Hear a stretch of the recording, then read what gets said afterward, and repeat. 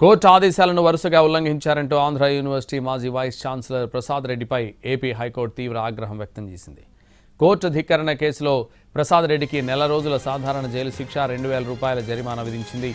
Court ఉత్తర్వులంటే Prasad రెడ్డికి లెక్కలేదని, విచారణ సందర్భంగా సొంత తెలివితేటలు వాడుతూ మొండి వైఖరి అవలంబించారని న్యాయమూర్తి ఆక్షేపించారు.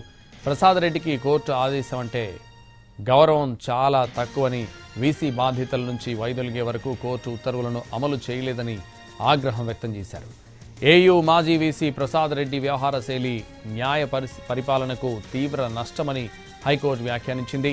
అలాంటి వ్యక్తిపై కనికరం చూపితే న్యాయ వ్యవస్థకు నష్టమని ఘాటుగా వ్యాఖ్యానించింది.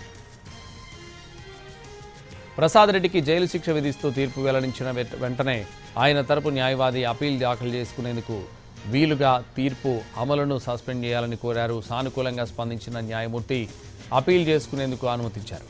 స్టే రాకపోతే ఈ నెల 22వ తేదీ సాయంత్రం 5 గంటలలోపు హైకోర్టు రిజిస్ట్రార్ వద్ద లొంగిపోవాలని ప్రసాద్ రెడ్డిని ఆదేశించారు.